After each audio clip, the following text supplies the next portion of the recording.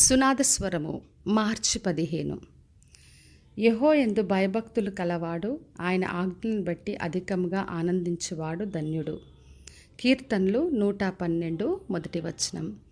మరి యెహోవాయందు భయభక్తులు కలిగి ఉండడం ద్వారా ఎటువంటి ఆశీర్వాదాలు మనం పొందుకుంటామో ప్రభు ఈ రోజున వాగ్దానం చేస్తున్నాడు. మరి మనం నిత్యము దేవుని వాక్యం చదువుతూ ఆయన ఆజ్ఞల యందు ఆనందిస్తూ ఆయన యందు భయభక్తులు కలిగి ఉండడం ద్వారా మనము, మన సంతానము, మన వంశము, మనకు కలిగిన అన్నీ కూడా దీవించబడతాయని ప్రభు మనకు బయలుపరుస్తున్నాడు.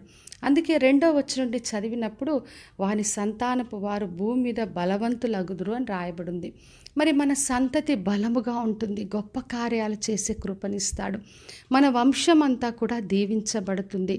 కలిమి సంపద మన ఇంట్లో ఉంటుంది. మరి దేవుని ఆశ్రయించిన వారికి ఎప్పుడు కరువు కానీ కొరత రాకుండా సమృద్ధిగా దేవుడు దీవిస్తాడు. మన నీతి నిత్యము నిలుస్తుంది. చీకట్లో ఉన్న వెలుగు మనకు కలుగుతుంది. ఒకవేళ సమస్యలు వచ్చే పరిస్థితున్న ఎటువంటివైనా కూడా దేవుడు తన వెలుగుతో మనల్ని నడిపిస్తాడు. కటాక్షము కలిగి వాత్సల్యత కలిగి నీతిమంతులుగా మనము జీవిస్తాం. మరి న్యాయ విమర్శ వచ్చినా ఎటువంటి పరిస్థితులు వచ్చినా కూడా మన వ్యాజ్యము గెలుస్తుంది. ప్రతి విషయంలో దేవుడు మనకు తోడుగా ఉండి గెలిపిస్తాడు. ఎప్పుడు కూడా మనం కదిలింపబడమని ప్రభు వాగ్దానం చేస్తున్నాడు.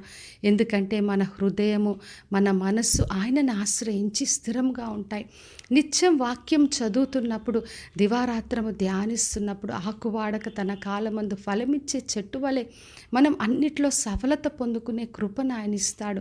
ఎటువంటి దుర్వార్త కానీ ఎటువంటి వ్యతిరేకత పరిస్థితుల్లో మనము కదిలింపబడకుండా భయపడకుండా మన శత్రుల విషయంలో మన కోరికను నెరవేర్చే దేవుడు మనకు ఘనతనిస్తానని ప్రభు వాగ్దానం చేస్తున్నాడు. మరి మనము దేవుని యందు భయభక్తులు కలిగి ఉంటే ఈ ఆశీర్వాదాలన్నీ మనం పొందుకుంటాం. మనకే కాదు, మన సంతానం కూడా ఇవన్నీ కలగజేస్తానని ప్రభు బయలుపరుస్తున్నాడు. అందుకనే నా ప్రియ సహోదరి సహోదర, దేవుని యందు భయభక్తులు కలిగి ఉందాం. నిత్యం ఆయన వాక్యం చదువుతూ ఆయనలో ఆనందిస్తాం. మరి ప్రతి వాగ్దానం కూడా యేసుక్రీస్తు ద్వారా అవునన్నట్టుగా ఉన్నాయి కాబట్టి ఆయనను ఆశ్రయించి ఆయన ద్వారా ప్రతి మేలును పొందుకుందాం. ప్రార్థన చేసుకుందాం. పరలోకమందున్న మా తండ్రి, మా దేవ, ఈరోజు ఇచ్చిన వాగ్దానాల కొరకే వందనాలు తండ్రి. వినుచున్న ప్రతి ఒక్కరిని దీవించి ఆశీర్వదించండి.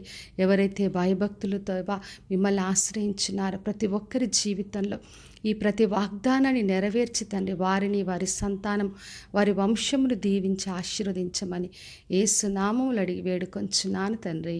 ఆమెన్. ఈ శుభవచనము వినుచున్న ప్రతి ఒక్కరి జీవితంలో నెరవేర్చబడునుగాక. నేను మీ ప్రియ సహోదరి మంజులా చరణ్.